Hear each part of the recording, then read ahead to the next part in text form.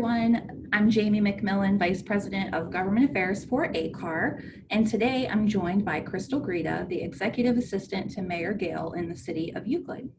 Thanks for joining us, Crystal. Thank you so much. I appreciate you having me, Jamie.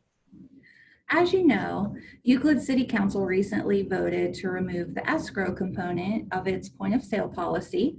We asked Crystal to join us today to talk about what this means for home buyers and sellers in the City of Euclid. Crystal, can you tell us a little bit about how things will change for buyers and sellers in Euclid? Sure. So first of all, before we even start, I just want to thank Jamie McMillan and her staff. They have come to the City of Euclid a few times to broach this subject with us, and they've been extremely patient as we've worked through this process. So I appreciate their diligence. This was an interesting issue for us. So it's kind of twofold. So one of the things that had started to repeatedly happen in the City of Euclid, where we had some home buyers that purchased the property and did put their money into escrow, and then for whatever reason, the repairs weren't getting done. And so the existing neighbors in that neighborhood were starting to get very frustrated, and so they started to contact the city and request that we get the money out of escrow and just repair it. And that is not how that works, but I clearly understood from a resident perspective, like, get it done. And so they were very frustrated, and this happened kind of very repeatedly. So I think that's the first thing that, you know, got me to ask Jamie and her staff to come in and talk about this.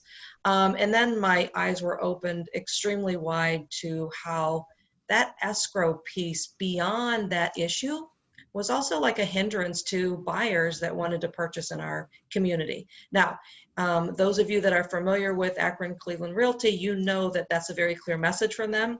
It took me a while, but this really opened up my eyes when we talked about how many buyers just don't even want to look in areas that require escrow. And so that was a concern to me. And because it's definitely a buyer's market right now and properties are selling, we really wanted to eliminate one other stumbling block to potentially, you know, enticing folks to come in. And we are doing a lot of things to try to entice younger buyers. One of our councilwomen in the last 5 years, young couple, they came in and were looking at Euclid, and the escrow piece almost tipped them over. And so, you know, that was even a real story with somebody that was on this decision-making process. So everything kind of fell into place. And so I appreciate their diligence, and I'm really looking forward to July 15th, which is our date that we can actually start the implementation. So thank you for that, Crystal, and I appreciate all of the opportunities that we've had to talk to you and Mayor Gale and of course City Council. It's been a really great experience and getting to know everyone and the city for that matter. One of the questions that I've had since this ordinance passed in the last month is, what about escrow funds that are already in place? So maybe the buyer or the seller has assumed repairs prior to this July 15th date. How are those being impacted, if at all? So the escrow funds that are already in play do have to kind of stay in play because we're not authorized to implement this until that July 15th. However, in this last time frame from actually this Monday on, we are not encouraging escrow because their process is going to take them through that July 15th date. And we've been approved for that. So currently, if you're listening and you have money in escrow, you still need to get those repairs done and get that inspection cleared in order to get those funds back. But right now, if you're looking to purchase a home, you can still assume the violations, but there will be no escrow requirement. Okay, great. Thank you for that. That's good information to know. One thing that we often hear from other city officials and some members of the public is concern over ensuring that identified issues that the point of sale inspection catches are still in fact repaired. What process does the city have in place to ensure that compliance is maintained without having an escrow? Yeah, that's a great question. I'm sure a lot of residents are concerned about that as well. So we do, when you want to purchase a home and there are violations that exist in the city of Euclid, you can assume all of those if you would like, and you and the buyer kind of work that out. In order to do that, you have to pay for an assumption with the city. That gives you a 6-month time frame from the date that you do that to repair those violations. So our system automatically schedules an inspector to go out at that 6 month and 1 day date to confirm that those repairs were done. So we do have a process that is very hardy in this area, because if the repairs aren't done in that 6 months, with our system, it automatically goes to our prosecutor's office. And so then the homeowner does need to kind of have an appointment with the prosecutor to determine how compliance can be reached and kind of what their scenario is. So compliance is always the goal in the city of Euclid, but we won't do it to the detriment of the condition of a neighborhood. So we are pretty serious about making sure those violations get done.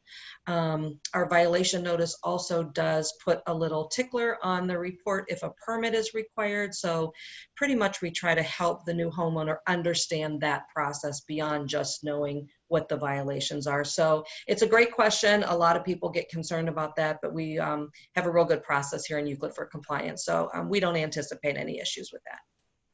Excellent. Thank you for that. Sure.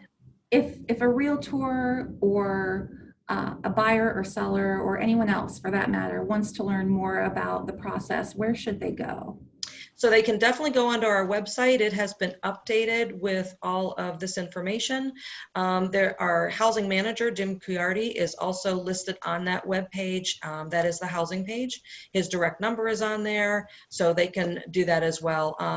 It probably doesn't escalate to me. I'm happy to take any calls, but he really manages the day-to-day and the staff, so I think that he would be the best to receive those questions. Great. Any final thoughts that you'd like to share on the process, looking ahead, anything else that you think our members or the public should know? So I am actually excited about what this is going to do for home ownership in the city of Euclid. So I am most excited about, in about 6 months, calling you and your team to find out what those stats look like. I'm also excited to, just encourage people, if you're seeing this, to please share the information.